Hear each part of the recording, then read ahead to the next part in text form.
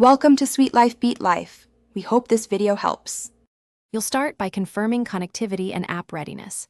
Make sure Wi-Fi or cellular is on and that Safari or the Google app is installed and updated.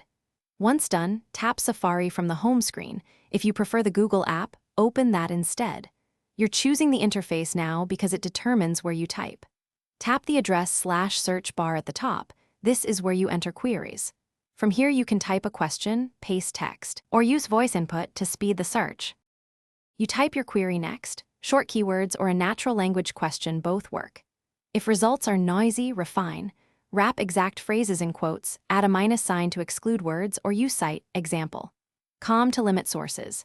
Make sure to scan the suggested autocomplete options. Tapping one often gives faster, more precise results.